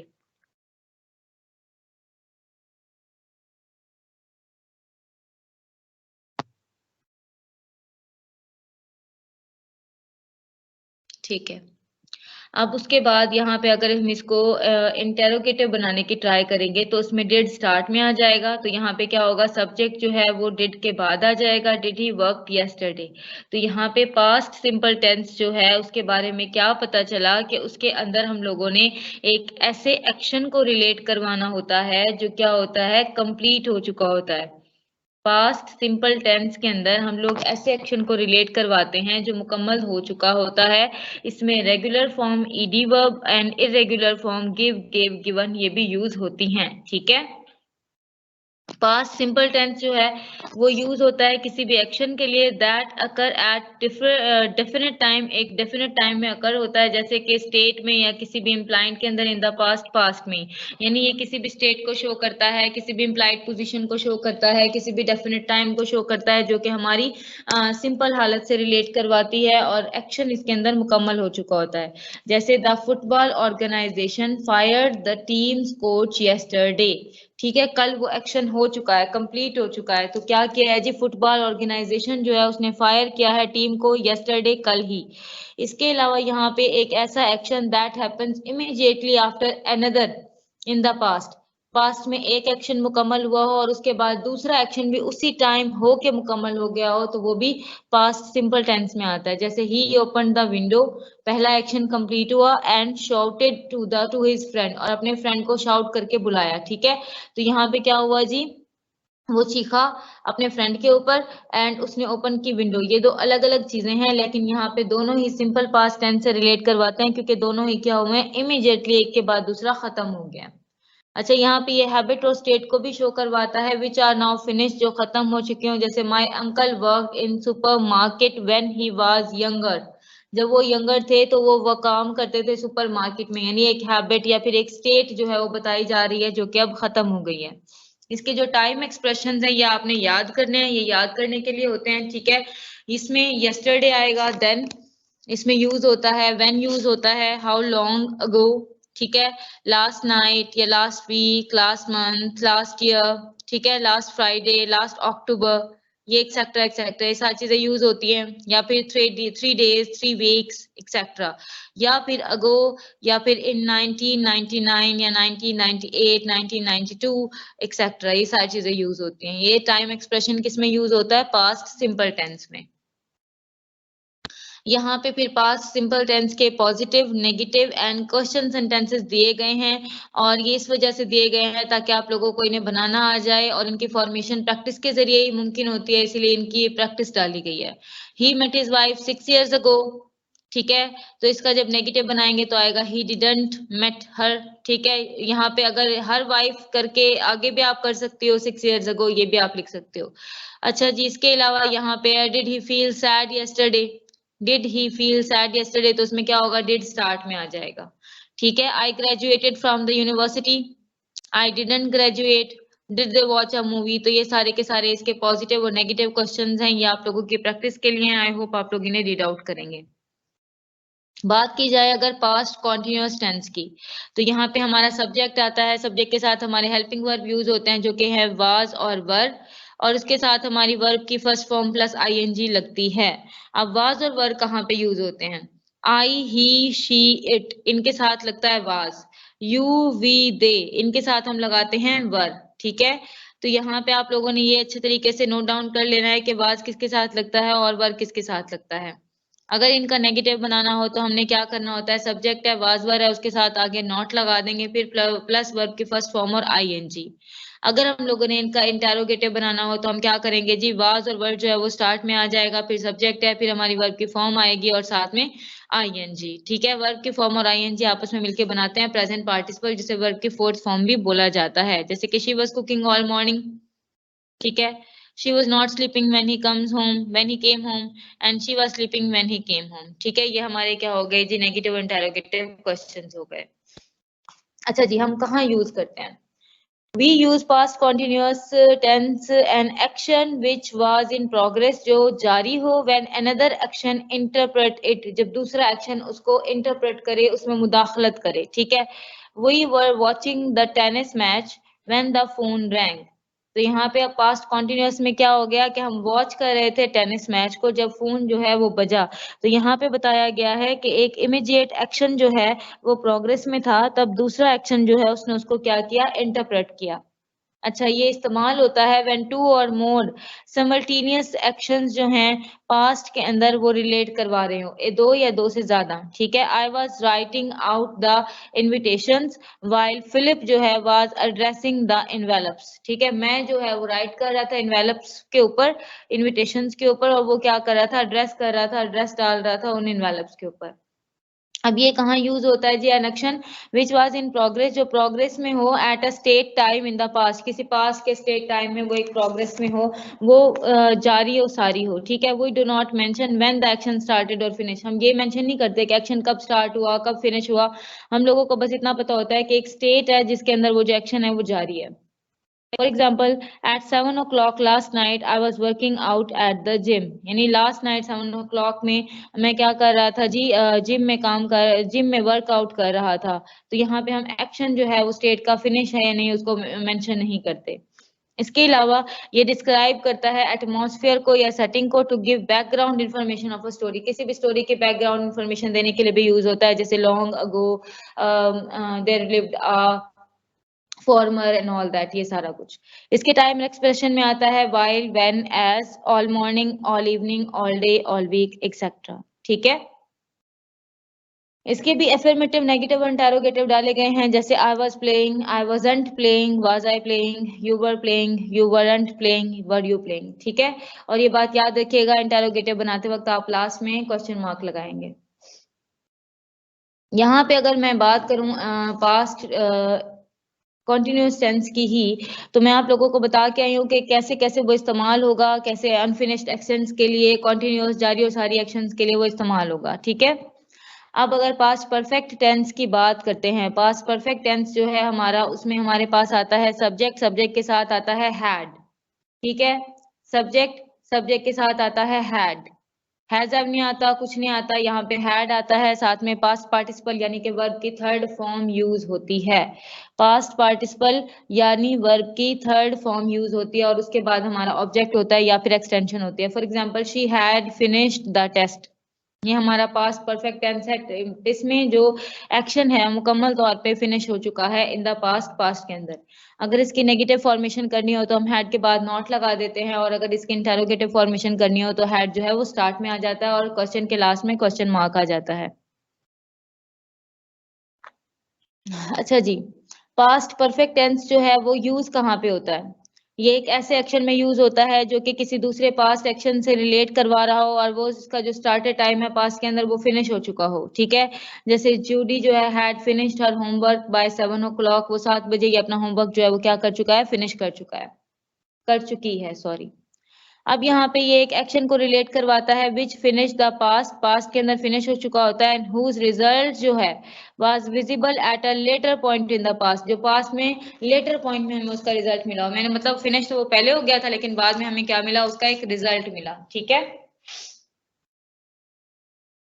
अब यहाँ पे क्या है जी, he had heard the news a few days earlier and he was still in shock, मतलब उसे पहले न्यूज मिली थी लेकिन वो अभी भी उसी शॉक से रिलेट कर रहा है। ठीक है, अब यहाँ पे मैं एक और बात ऐड करना चाहती हूँ कि ये टेंस जो है ये बताता है कि अगर किसी फिक्रे में दो पास्ट एक्शन हो तो कौन सा एक्शन पहले हुआ है, तो ये कंफ्यूजन को दूर करने के लिए भी यूज होता है। ठीक है, यानी ये बताता है हमें, लाइक मैं आपको इसकी एग्जांपल दूं, I was sick because I had eaten too much the previous night। तो यहाँ पे क्या हो रहा है जी, यहाँ पे ये हमें बता रहा है कि दोनों एक्शंस में कौन सा एक्शन जो है पहले हो चुका। I was sick because I had eaten, ये यहाँ पे बता रहा है कि किस वजह से मैं बीमार हुआ। I had eaten too much the previous night। ठीक है, तो ये कंफ्यूजन दूर करने के लिए भी यूज होता है। अच्छा, इसका थर्ड जो यूनिट है वो हमारे पास आता है कि ये एक जनरल सिचुएशन के लिए भी यूज होता है। पास में कोई भी जनरल सिचुएशन, बार बार अकर होने वाली सिचुएशन आ जाए। For example, everyone had been pleasant in the beginning, हर कोई शुरू में बड़ा खुशी होता है। इसके टाइम एक्सप्रेशन जो है वो है before, after, already, just, for, since, till, until, when, by the time, never, etcetera. इसके positive, negative and interrogative question यहाँ पे दिए गए हैं, जैसे I had started, I had not started, या फिर आई हैडंट स्टार्टेड। ठीक है, एंड हैड आई स्टार्टेड। यहाँ पे आगे इसकी एग्जांपल्स भी दी गई हैं, जैसे I went there after I had completed the task, she had come late to the school, my father and mother had been married for 2 years when I was born। तो ये जो had been वाला आ गया है ये हमारा आ गया है past perfect continuous tense। ठीक है, खाली past perfect नहीं है, ये past perfect। यस, मेरे ख्याल में ये शम्सा कौसर का हैंड रेज है। अगर आप लोगों का कोई क्वेश्चन है ना तो आप एंड में कर लीजिएगा मिस किरण से, अभी कंटिन्यू रखने दें इनको। हाँ जी, मैं बाद में क्वेश्चन लेती हूँ। लास्ट में ले लीजिएगा question miss Kiran.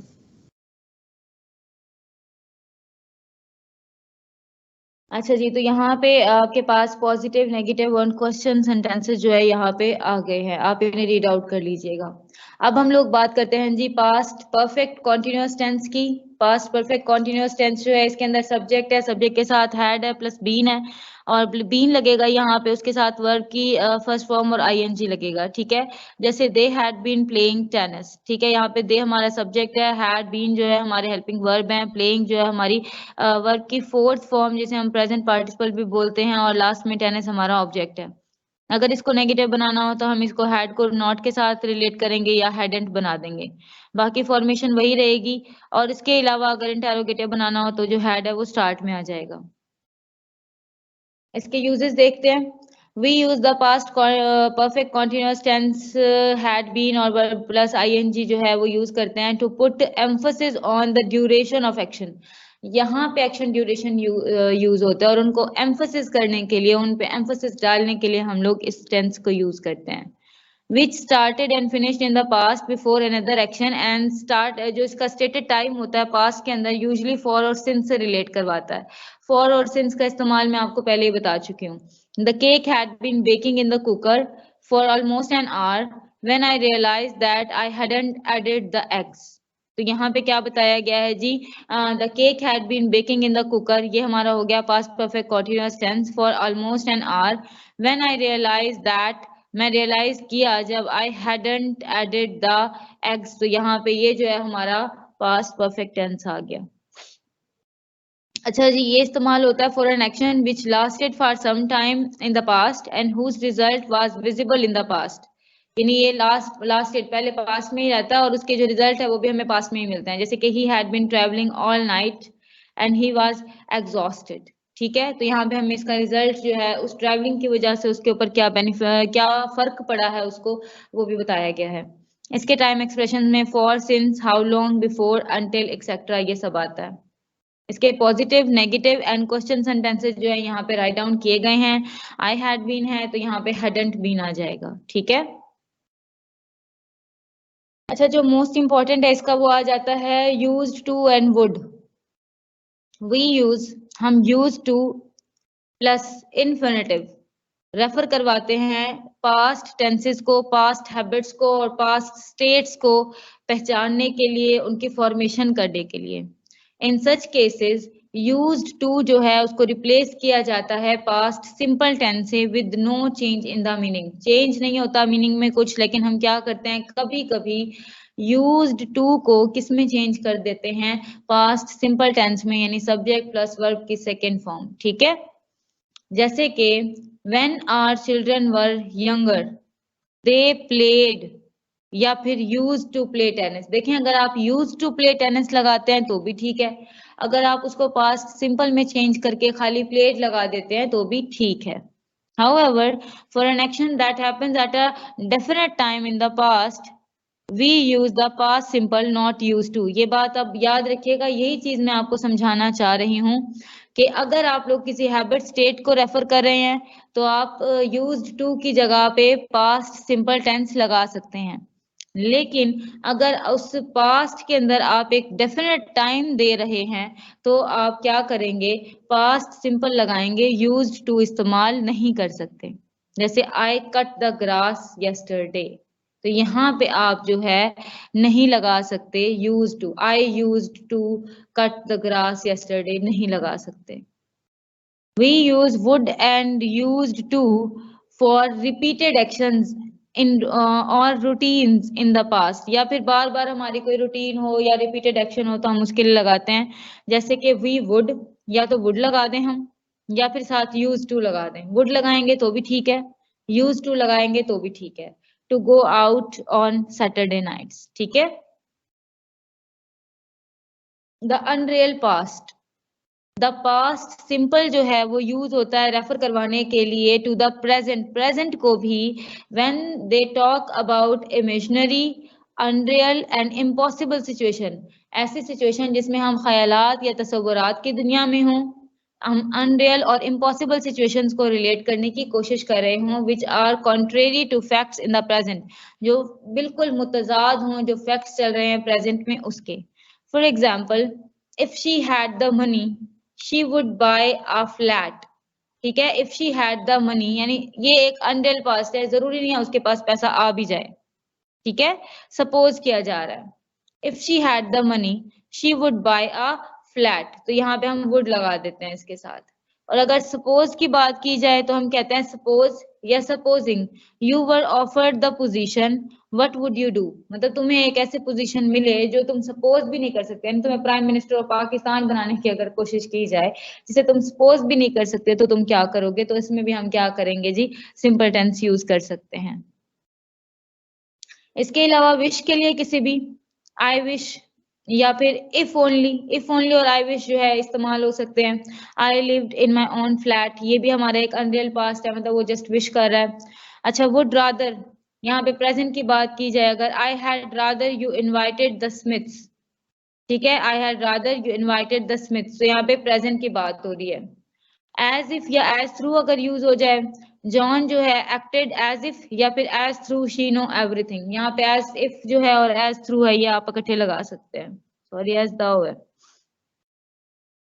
It's about या इट्स अबाउट हाई टाइम, ठीक है, तो आप कह सकते हैं it's about high time you through that junk away, आपको यही टाइम है आप ये जंक फूड जो है ये ना यूज करें।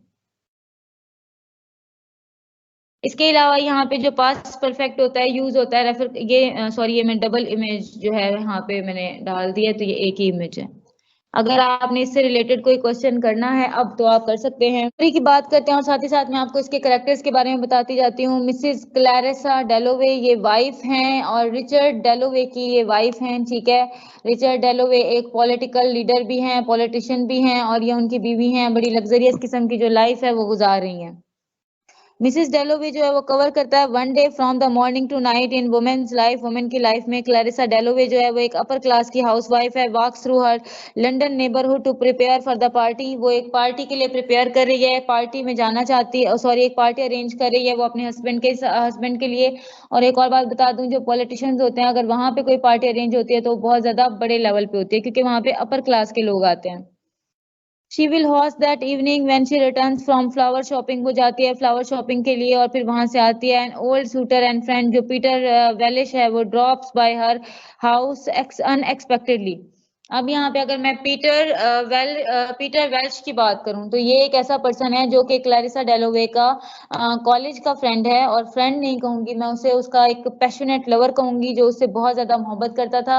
लेकिन क्लैरिसा ने उसकी मोहब्बत को ठुकरा दिया जस्ट बिकॉज वो एक इजी लाइफ चाहती थी, और वो इजी लाइफ जो है और पैसे वाली लाइफ जो है वो उसको शादी करके मिलती रिचर्ड से। तो यहाँ पे वो कहता है drops bye her the two have always judged each other harshly, दोनों एक दूसरे को बहुत ज्यादा बुरे तरीके से मिलते आए हैं, एंड देयर जो मीटिंग है प्रेजेंट में वो इंटरवाइन करती है with the thoughts of the past, वो दोनों ही पास्ट में चले जाते हैं और पास्ट की थॉट्स जो हैं वो उनको आती रहती हैं। अब मैं यहाँ पे आपको बताऊं पास्ट में कैसे चले गए।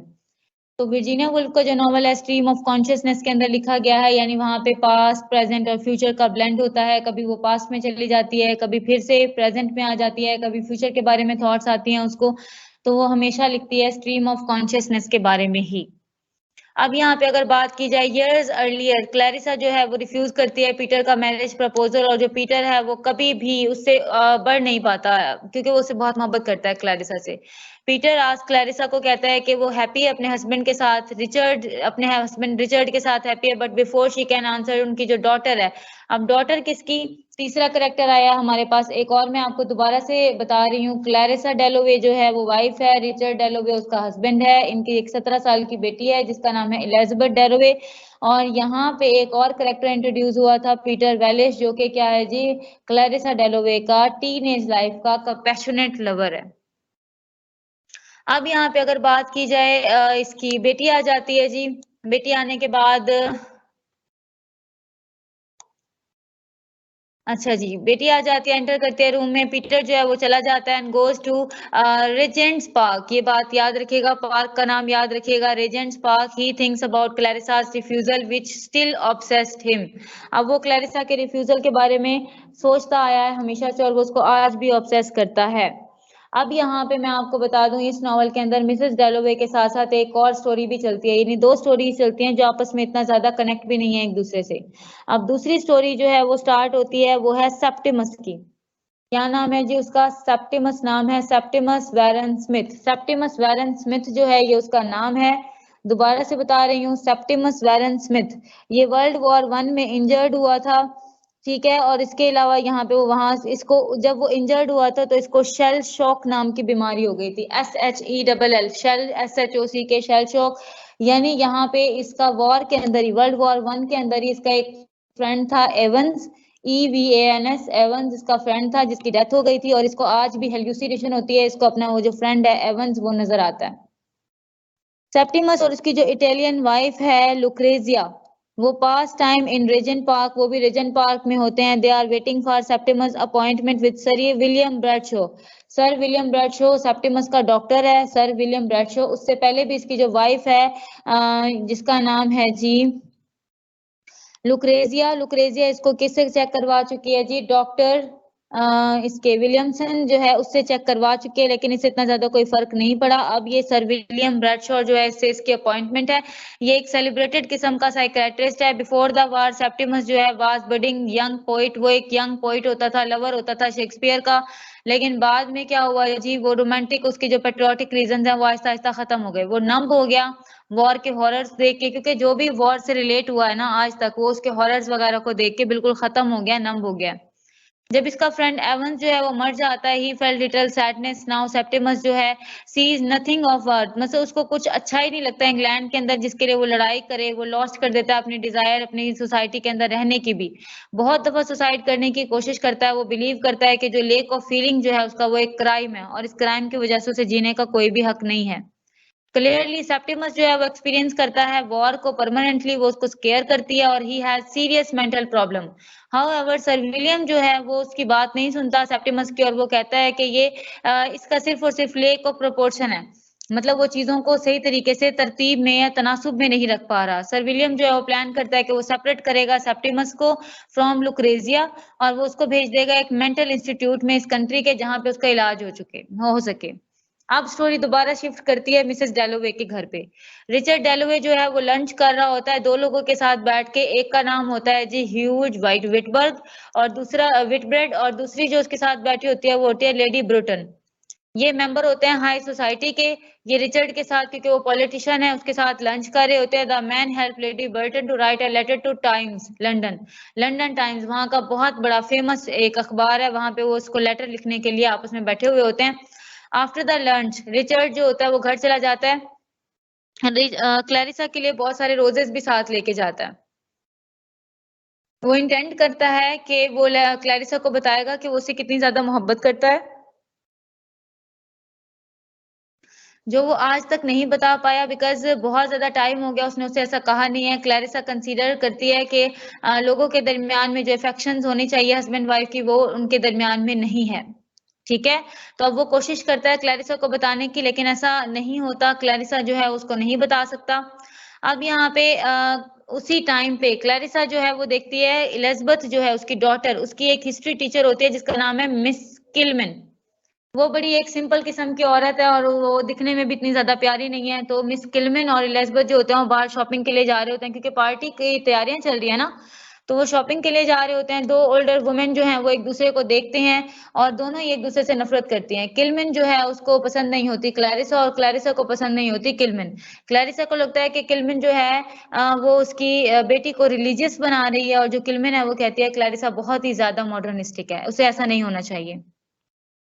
खैर, अब हम एक और स्टोरी की तरफ, उसी स्टोरी की तरफ चलते हैं। मेनवाइल जो सेप्टिमस और लुक्रेजिया जो होते हैं वो अपने अपार्टमेंट में चले जाते हैं। किससे मिलने के बाद जी? प्रोफेसर ब्रैडशॉ से मिलने के बाद वो अपने अपार्टमेंट में चले जाते हैं। दोनों वहां पे अच्छा टाइम स्पेंड करते हैं, वो एक दूसरे से मेमोरीज शेयर कर रहे होते हैं पास्ट की, दोनों हस्बैंड वाइफ।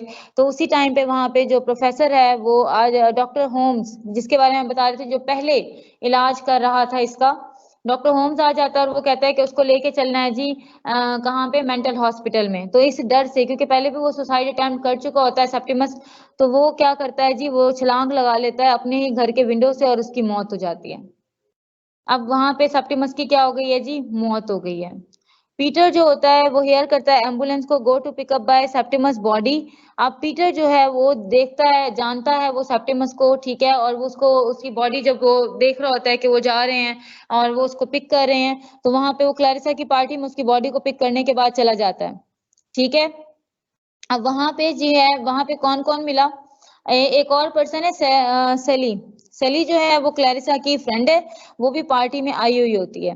अब क्लैरिसा की पार्टी के अंदर पीटर भी है जो कि उसका पैशनेट लवर रहा है, वहां पे उसका रिचर्ड हस्बैंड भी है, वहां पे उसकी बेटी एलिजाबेथ भी है, वहां पे उसकी जो फ्रेंड है सेली वो भी है। यहाँ पे अब क्लैरिसा जो है वहां पे पार्टी की सक्सेस के लिए बहुत ज्यादा काम करती है, लेकिन वो अभी भी डिससेटिस्फाइड होती है कि हो सकता है कि पार्टी में कुछ ना कुछ कमी रह गई हो। ठीक है, अब एलिजाबेथ और डिफरेंट मेंबर्स जो हैं वो बल्कि उसकी तारीफ भी कर रहे होते हैं कि पार्टी में किसी किस्म की कोई कमी नहीं है। अब सर विलियम ब्रैडशॉ भी पार्टी में आ जाता है, लेट अराइव करता है वो, और वो अपनी वाइफ को एक्सप्लेन करता है कि वो एक पेशेंट जो है सेप्टिमस, उसने सुसाइड कर लिया है, तो इस सिस्टम में उसे काफी ज्यादा लेट हो गया है। ठीक है, अब यहाँ पे सर इसकी विलियम जो है उसकी बात सुनने के बाद जो क्लैरिसा है वो क्या करती है जी, वो अपने आप में मतलब अपने ख्यालों में चली जाती है, अपने पास्ट इवेंट में चली जाती है कि कैसे वो भी अपनी, उसने क्या किया, उसने अपनी मोहब्बत को, अपने पैशनेट लवर पीटर को छोड़ दिया जस्ट बिकॉज एक अच्छी लाइफ गुजारने के लिए। उसको अब पता चलता है कि लाइफ की कितनी ज्यादा इंपॉर्टेंस है और कितना ज्यादा एक लाइफ जो है किसी पर्सन के लिए जरूरी है। वहां पे पैसा ही इंपॉर्टेंट नहीं है, खुशियां भी बहुत ज्यादा इंपॉर्टेंट हैं।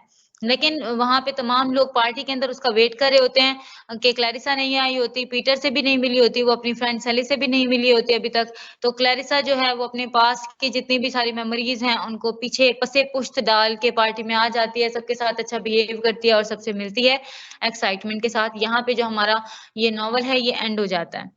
इस नॉवल के अंदर कुछ फैक्टर्स भी हैं, इसमें जो नरेटर है वो अनोनिमस है, नरेटर हमें नजर नहीं आया। इस नॉवल का जो पॉइंट ऑफ व्यू है वो शिफ्ट करता है करेक्टर से, में स्ट्रीम ऑफ कॉन्शियसनेस की वजह से, यानी वो पास्ट से रिलेट करवाते हैं प्रेजेंट में, प्रेजेंट से फिर पास्ट में, फिर फ्यूचर में, कभी फ्यूचर के हॉरर्स को एक्सप्लेन करते हैं। इस नॉवल की जो टून है वो ऑप्रेशन है ह्यूमन सोल का, कितना ज्यादा इंसान की जो सोल है वो डिप्रेस्ड रहती है और कितना ज्यादा हम लोगों को किसी ना किसी पर्सन की जरूरत होती है कि जो आए, मोहब्बत, केयर करे। अच्छा, यहाँ पे टेंस जो यूज हुआ है, पास्ट टेंस यूज हुआ है। सेटिंग जो है इसकी मैं पहले बता चुकी हूँ, एक ही दिन की सेटिंग है, 1923 का ये मिड जून है। और यहाँ पे फ्लैशबैक जो आ रहे हैं वो बर्टन के आ रहे हैं 1980s के, मतलब वो पुराने दौर के बारे में बात करी। और क्लैरिसा की एज के बारे में बता दूं मैं आपको, 50 साल उसकी उम्र है। प्रोटैगनिस्ट इसकी क्लैरिसा डेलोवे है, कन्फ्लिक्ट इसका क्लैरिसा और दूसरे कैरेक्टर्स का है, और वर्ल्ड वॉर 1 जो है उसके भी हॉरर्स दिखाए गए हैं। इसमें जो एक्शन की अगर बात की जाए तो यहाँ पे ये एक सेप्टिमस वॉरेन स्मिथ जो है उसके बारे में बताया गया कि एक्शन क्या हुआ है, वो खिड़की से कूद के छलांग लगा लेता है। क्लाइमेक्स आता है इसका क्लैरिसा की पार्टी के अंदर ही, जब वो पार्टी में वापस आ जाती है। अच्छा, यहाँ पे फॉलोइंग एक्शन है, क्लैरिसा टर्न करते हैं पार्टी में जब वो बाहर से आती है, और इसके अलावा मतलब मोमेंट ऑफ क्रेडिटी तब आता है जब वो सब कुछ बर्दाश्त कर जाती है। थीम जो है इसकी वो कम्युनिकेशन है वर्सेस प्राइवेसी, कि हमें कम्युनिकेट करते रहना चाहिए, अपने आप को प्राइवेसी में नहीं रखना चाहिए। डिसलॉयनमेंट हुई है हमारी, हम लोग ब्रिटिश एम्पायर से थक चुके हैं, फियर ऑफ डेथ है यहाँ पे, ऑपरेशन बहुत ज्यादा है। ठीक है, सिंबोलिज्म यहाँ पे डाली गई है बहुत ज्यादा। ठीक है, प्राइम मिनिस्टर, यहाँ पे पीटर वेलिश, पॉकेट नाइफ, इन चीजों की सिंबोलिज्म भी डाली गई है। लास्ट में मैं last but not the least foreshadowing की अगर बात करें तो यहाँ पे बताया गया कि किस तरीके से क्लैरिसा जो है मोहब्बत पीटर से करती है और शादी किससे कर लेती है, रिचर्ड से कर लेती है, और उसको अपनी लाइफ का ये सबसे बैड डिसीजन लगता है। So this is all about Mrs डैलोवे। इसकी एक वीडियो भी आपको शेयर कर दी जाएगी, इससे रिलेटेड अगर किसी ने कोई क्वेश्चन करना है तो पूछ लें। कल आप लोगों का जो SSE का टेस्ट होगा वो प्योरिटन एज का होगा, और प्योरिटन एज के साथ ही मिसेस डैलोवे को डील किया जाएगा। Best of luck for the test, और आई होप आप लोग टेस्ट जरूर करेंगे। Thank you so much.